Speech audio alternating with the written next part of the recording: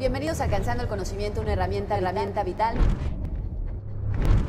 La ciencia y la tecnología lo que nos ayuda es estar informados y comunicados. Son la clave para salir de muchos de los problemas, de muchas de las cosas, las necesidades del país y del mundo. México tiene más de 17 millones de fumadores activos, de los cuales 7 millones fuman diariamente. Comparte con nosotros sus experiencias. La ley es para cumplirse ya y no en 6 u 8 años. Estas son algunas de las preguntas que se hacen. Alcanzando el conocimiento, herramienta vital. Está con nosotros esta tarde pues un especialista en estos temas, es Yuri Servolov, a quien le doy la bienvenida. Gracias por estar aquí con nosotros, Yuri. Gracias, Berta, al contrario, me da mucho gusto saludarte y saludar a tu auditorio. Bueno, pues Yuri es analista político y económico, es consultor, catedrático, conferencista, es especializado en reingeniería personal y de organizaciones, en estrategia, en prospectiva, en estudios de futuro y construcción de escenarios. Es catedrático de la Escuela Bancaria y Comercial, de la Universidad Iberoamericana, del Tecnológico de Monterrey, del Instituto de Administración Pública del Estado de México, del FINDES y también de la SEPTIEM. Es director de la Carpeta Púrpura, es Premio Nacional de Periodismo 1988 en análisis prospectivo. Ha sido directivo del Club de Periodistas de México y miembro del jurado del Premio Nacional de Periodistas. Es licenciado en Economía por la UNAM, con una especialidad en Educación en el Conference College de Canadá y también de la EBC. Es socio director de Certus, consultoría especializada en tableros de control, sistemas de información, de indicadores y de inteligencia. Y bueno, pues aquí hay muchas preguntas que hacerle a Yuri. Vamos a empezar a platicar acerca de lo que no tenemos en este momento, que es el futuro, solo tenemos el presente, pero que él nos va a decir qué tan importante es conocer el futuro y cómo podemos llegar a él. Si nos podrías comenzar por decirle a la audiencia, ¿qué pasa con las maneras en que pues, durante todos los años se pudo estudiar el futuro desde la antigüedad, cómo se veía en ese momento y cómo se ve hasta ahorita? Es algo muy largo, pero tú lo puedes hacer de una manera muy breve. Ok, Bertalicia. Pues mira, podríamos decir que el futuro no existe, va a existir, pero el objetivo no es adivinar el futuro, no es tener una bola de cristal. El objetivo de la prospectiva es construir el futuro. Entonces, la mejor manera de saber cómo va a ser el futuro es hacerse uno responsable del futuro y construirlo uno. Y entonces el futuro será como tú lo diseñaste. Y en este caso, en la antigüedad, ¿cómo se estudiaba el futuro? Bueno, a lo largo de la historia de la humanidad ha habido 3 grandes etapas en la preocupación del ser humano por el futuro. Primero vinieron los estudios místicos, donde se consultaba el oráculo, se consultaba a los brujos, se consultaba a las estrellas. Luego vino la época de la ciencia ficción, donde venían estas novelas que anticipaban, como la de Julio Verne, de Viaje al centro de la Tierra, o 20.000 leguas de viaje submarino.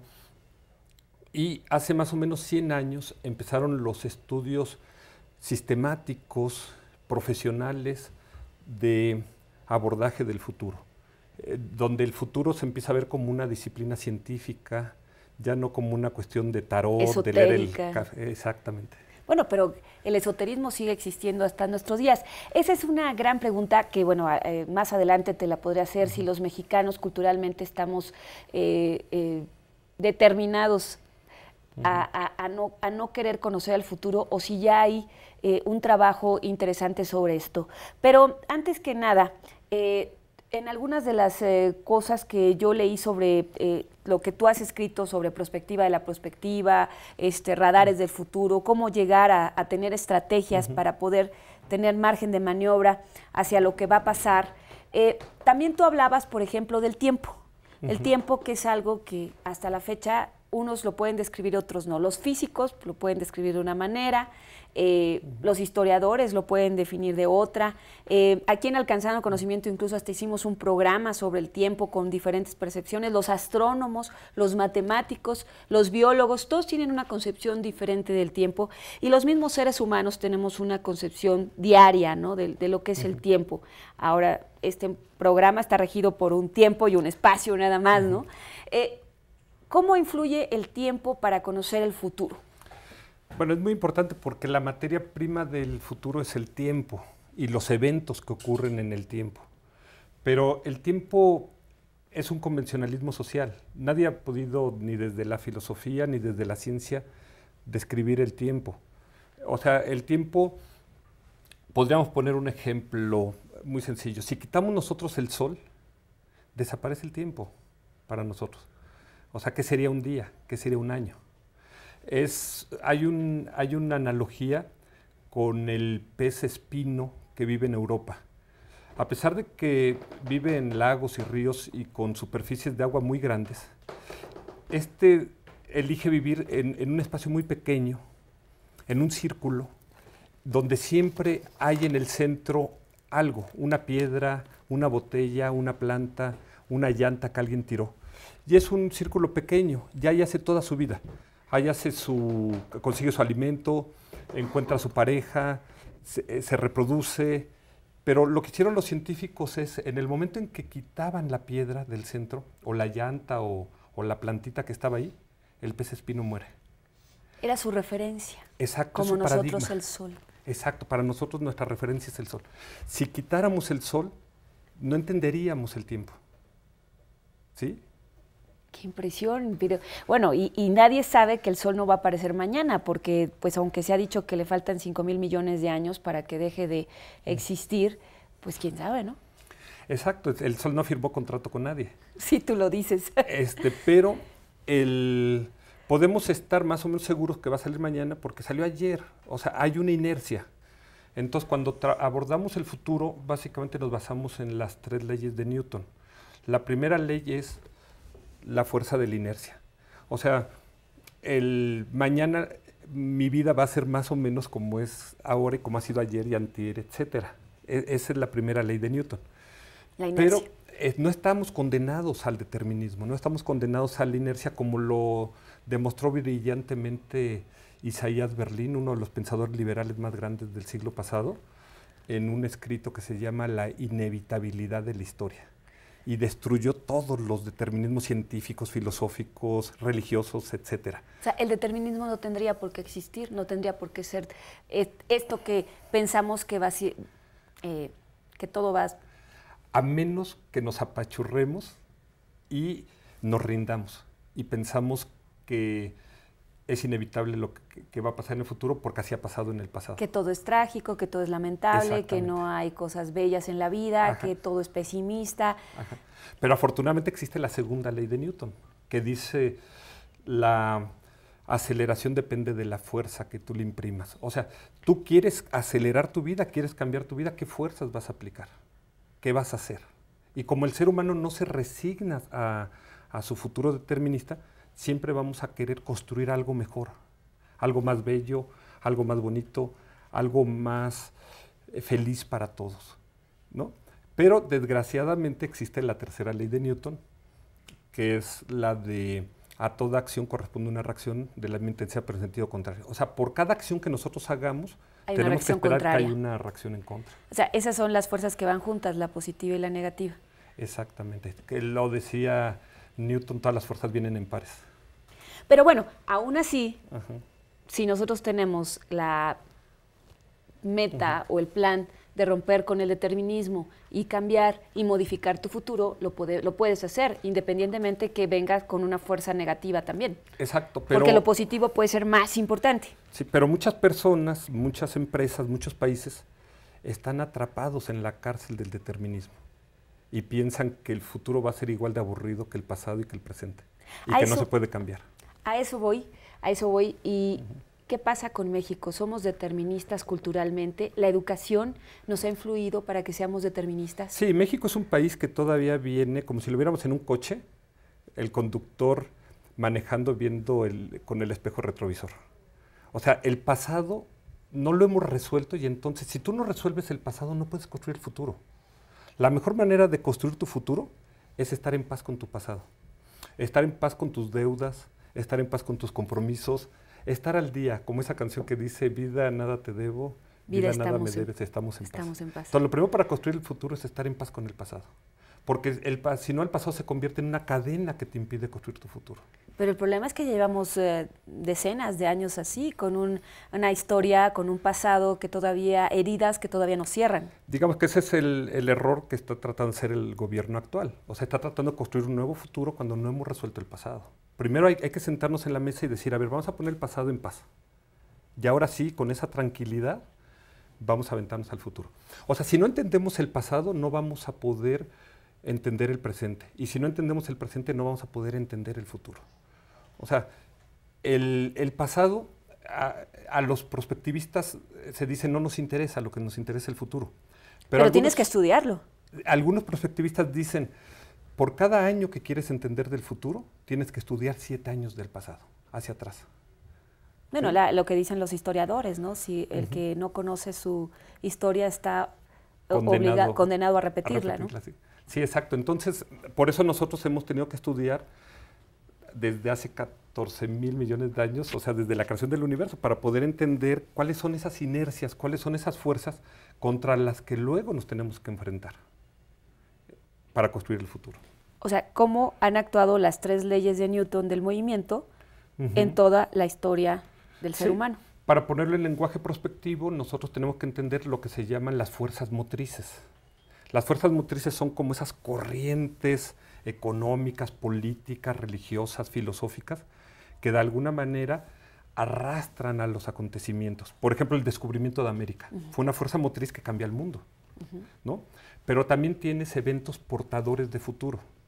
¿Qué es un evento portador de futuro? Un evento... El Renacimiento fue un evento... Portador de futuro. Portador de futuro. Sí, pero para ponerlo en un lenguaje muy sencillo para la gente, por ejemplo, cuando un chico le da un anillo a una chica, puede ser un evento portador de futuro. A lo mejor se le está cotorreando, ¿sí? Ahora, si realmente es en serio, de ahí va a empezar un noviazgo, va a haber un matrimonio, se va a formar una familia, van a nacer y crecer hijos. Entonces, ese evento portaba futuro. En el otro no portaba futuro.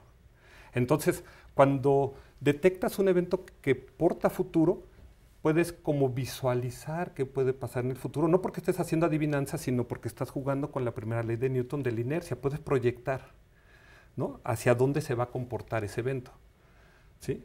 Es como cuando te inscribes para estudiar una carrera, sabes que vas a tener que asistir a la primera clase y que va a haber todo un programa y hay una currícula que tú tienes que hacer seguir. las tareas, prepararte para los exámenes.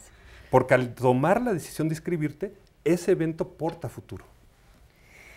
Fíjate que es realmente muy interesante. ¿Tienes una pregunta para la audiencia, para darles un regalo, para que durante el programa nos llamen a través de Twitter, que nos digan? Bueno, todas las cosas se crean 2 veces. Primero se crean en la mente y luego se crean en la realidad. Primero viene el diseño mental y luego viene el diseño físico. Hay una frase que a mí me gusta mucho, que tiene muchas acepciones. Entonces, quizás podríamos elegir el que mande la mejor interpretación. Esta frase es muy sencilla, dice, creo lo que creo. ¿Qué significa para ti? Creo lo que creo.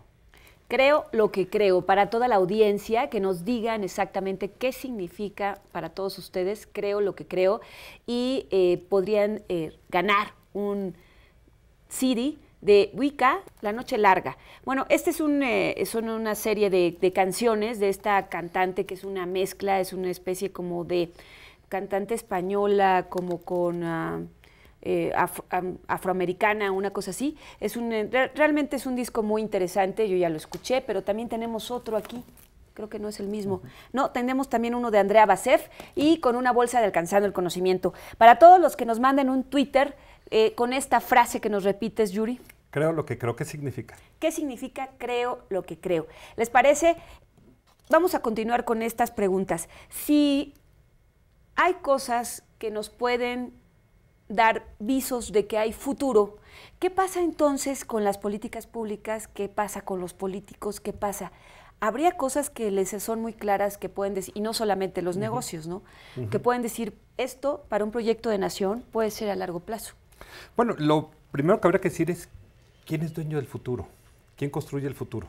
¿Quién decide cómo va a ser el futuro? ¿Quién? Hay 2 métodos. Uno puede ser una decisión ejecutiva, los dueños de una empresa o los dueños de un partido político, o puede ser los dueños del gobierno, o puede ser algo consensado donde participen todos. digamos, vamos a hacer el futuro en un hospital. Ahí una vez trabajamos en un proyecto y el director, que era médico, él dijo, aquí las enfermeras no tienen que opinar. Entonces ellas no van a participar. Y yo le dije, ¿por qué no? Pues un parte fundamental. Y dijo, no, las enfermeras están para obedecer. Y yo dije, bueno, si no participan las enfermeras, nosotros no participamos en este ejercicio. Y como llevaban algo de prisa, dijo, bueno, ya se ponen pesados, pues que participen. Fue muy interesante porque cuando el doctor leyó el cuestionario ya respondido por las enfermeras, se puso a llorar. Porque dijo, me estoy enterando de cosas que llevo 25 años acá y jamás me había enterado. Porque el médico llega, opera y se va. Quien se queda las 24 horas es una enfermera. Y entonces hay cosas que los médicos ni se enteran que suceden. Claro. Entonces nosotros decimos, si vamos a hacer una visión de futuro en un hospital, tiene que participar el médico, la enfermera, el administrativo, la gente de intendencia, un paciente, un familiar de paciente. O sea, una célula representativa de todo el universo de las personas que participan ahí. Si lo vamos a hacer en una línea de aviación, tiene que participar un piloto, una azafata, un pasajero, un agente de intendencia, un agente de administrativo, o sea, una célula representativa, porque el futuro nos pertenece a todos. Claro. Pero muchas veces los tecnócratas, entre los cuales yo me incluyo, o los directivos dicen, no, el futuro es propiedad de nosotros vamos a decidir. Es un poco lo que está pasando en México. En México la partidocracia dijo, nosotros vamos a decidir cuáles son las reformas que requiere México. ¿Y por qué no invitar también a los académicos? ¿Y por qué no a los obreros? ¿Y por qué no a los campesinos? A los científicos. México es de todos nosotros, entonces todos tendríamos derecho a opinar. Y sin embargo no es así. No, entonces ahí es por qué se apropian de nuestro futuro. Ahora ellos dicen, es que es el futuro que te conviene. ¿Y cómo sabes que es el que me conviene? ¿A qué horas me preguntaste? ¿Sí?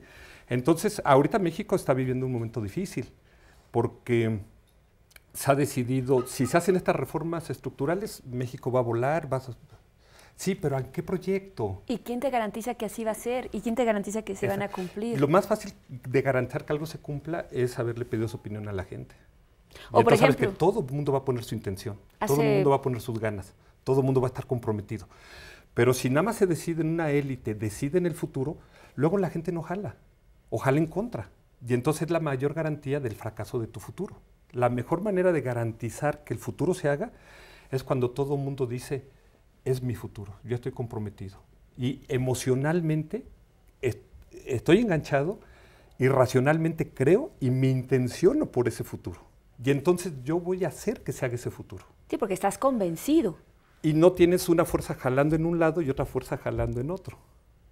¿Sí? Que es lo que muchas veces nos pasa cuando nosotros decimos a nivel personal, es no sé qué quiero hacer con mi vida.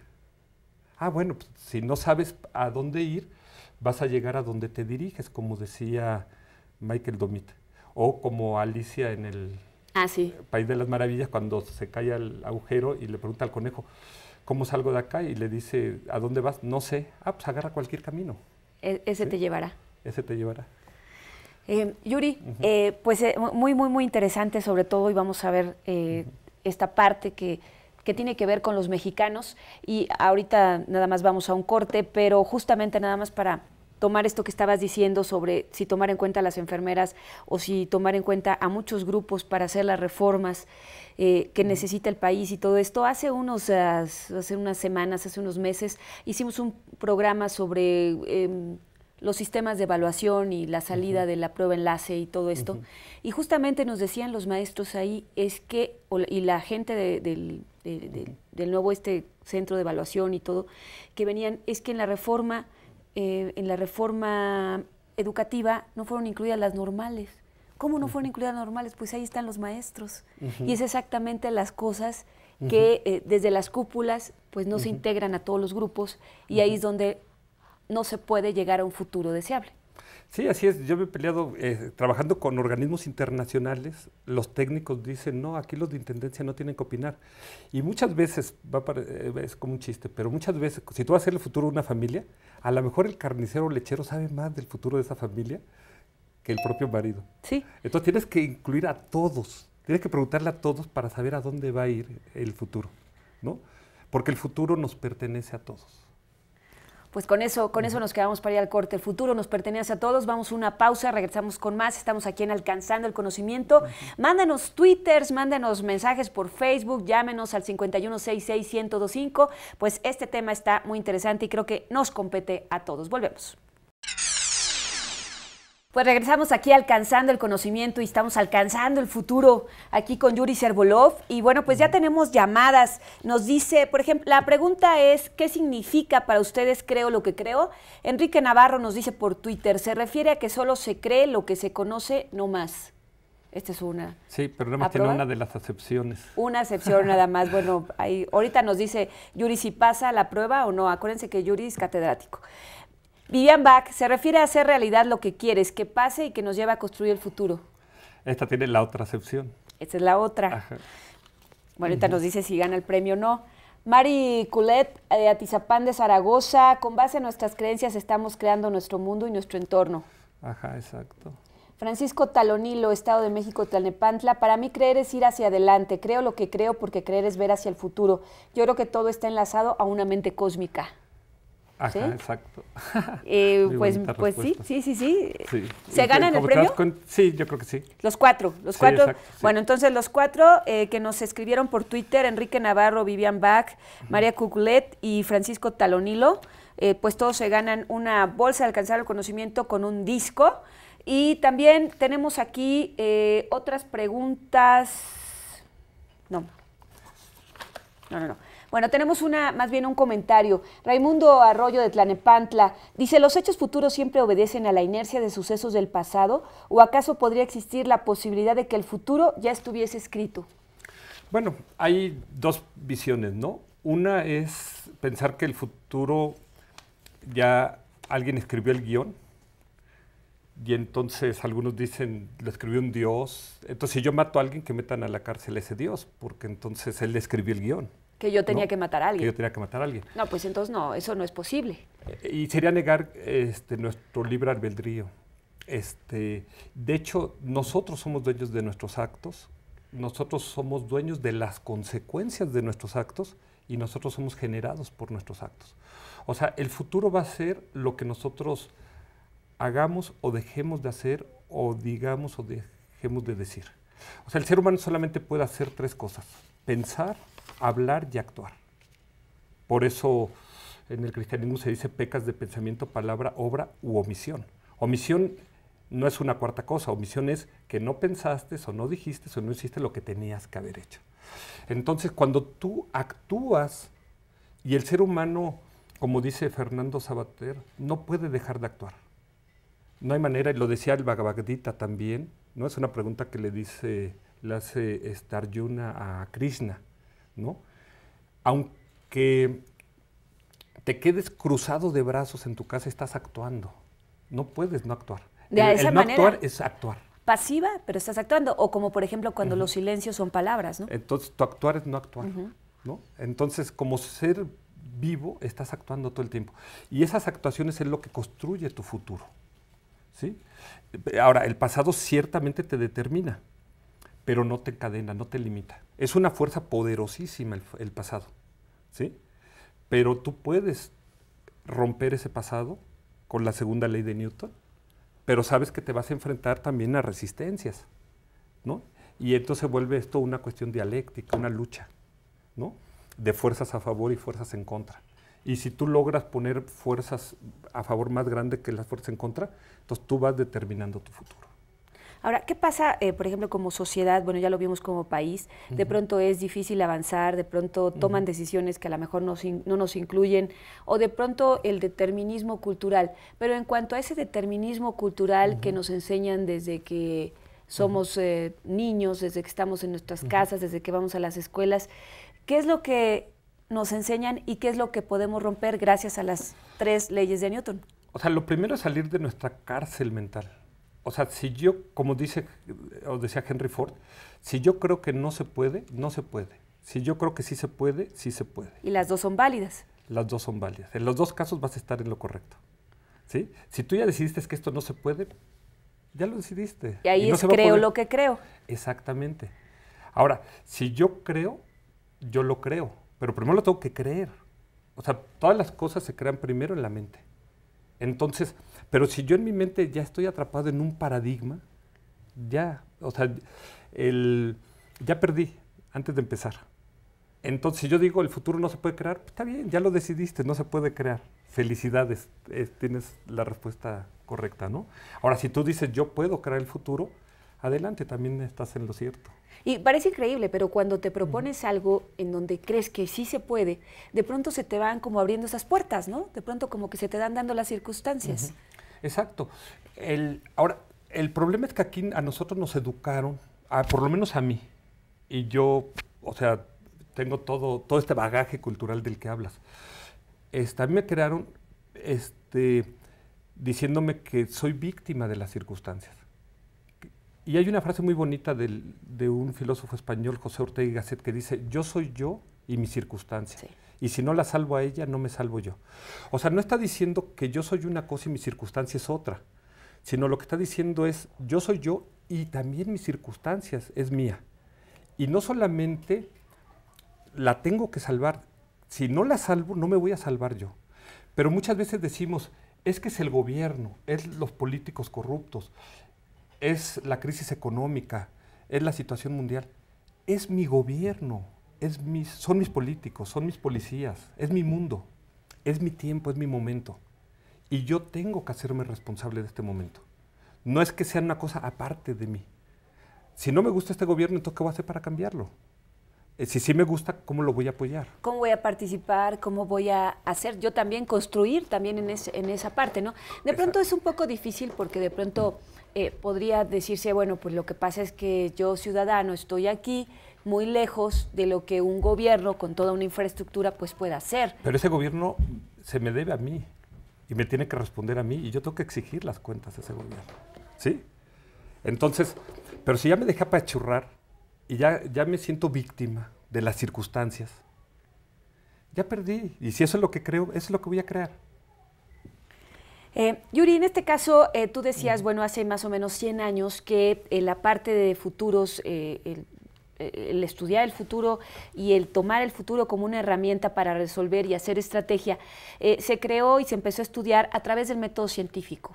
Si podríamos explicarle a la audiencia qué es la manera científica, porque bueno, pues algunos otros podrían estar pensando todavía en una bola de cristal, podrían estar pensando en los horóscopos, no sé, en Madame Jacin para que nos dijera el futuro, pero ¿cómo se aplica el método científico para que tú puedas tener estrategias de futuro?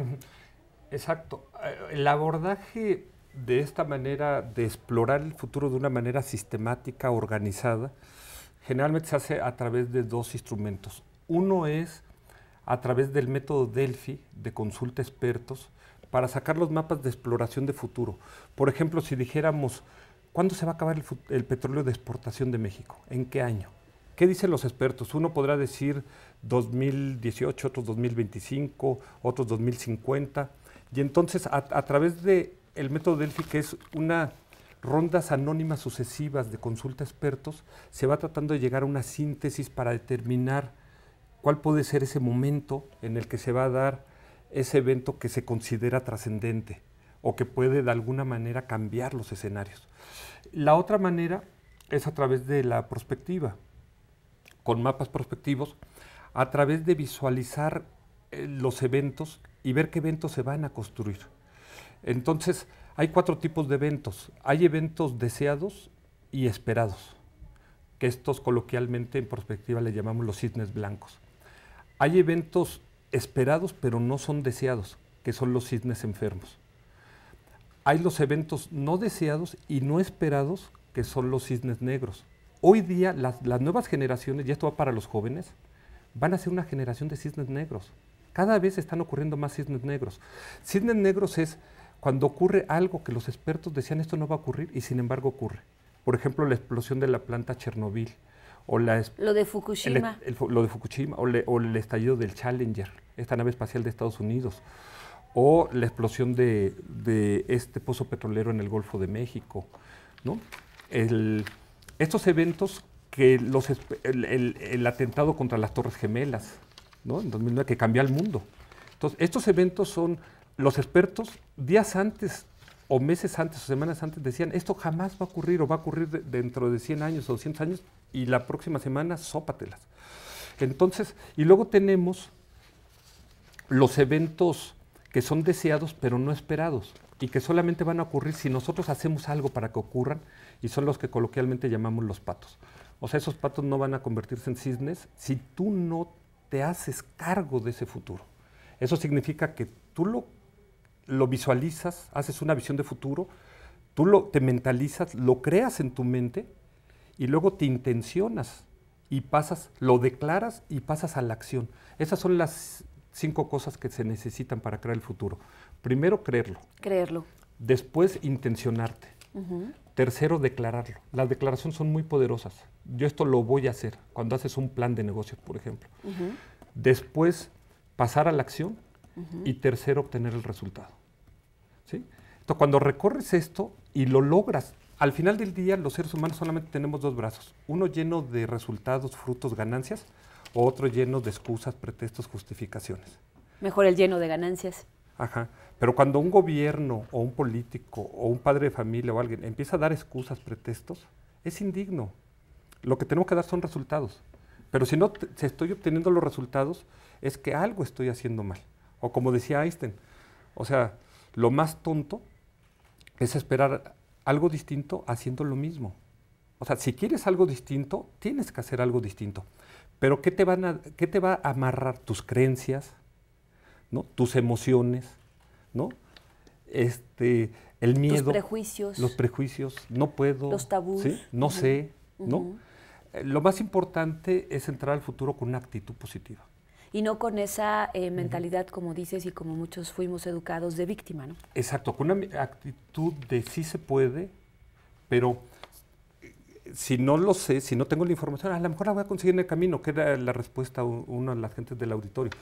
El conocimiento no es la limitación para crear el futuro. O sea, el conocimiento es importante, sí, pero yo lo puedo ir consiguiendo sobre la marcha, ¿no? Como dice la canción, caminante no hay camino, se hace camino al andar. Y el conocimiento lo voy a ir adquiriendo en el camino, pero lo más importante es una actitud positiva, ¿no? Eso es lo que más necesitamos. Bueno, para la audiencia, nada más para repasar, es creerlo, intencionarte, declararlo, hacerlo, pasar a la acción, obtener el resultado. Y bueno, pues ya se nos acaba el tiempo. Yo al principio pensé que se me hacía eterno el programa y de pronto, cuando ya está lo más interesante, se está acabando. Pero antes de eso, nada más 2 cosas. Fíjate, por ejemplo, de estos cisnes negros que hablas, hay una nota del periódico La Jornada que salió en muchos otros periódicos. En 2025 morirán 160,000 mexicanos por enfermedad renal crónica. Actualmente existen más de 129,000 pacientes en etapa terminal de la patología.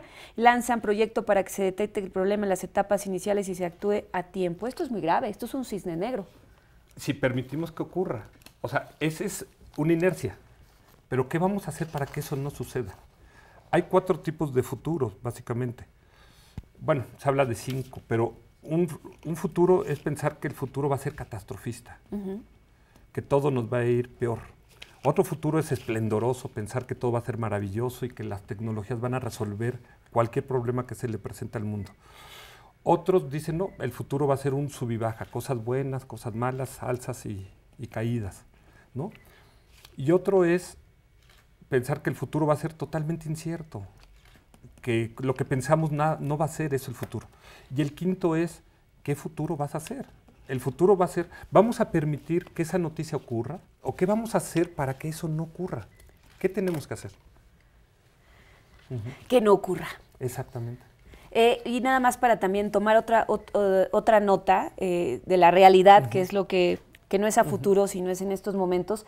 Japón, dice un funcionario que la contaminación de Fukushima es incontrolable, sin embargo, van a ser la sede de los Juegos en el 2020.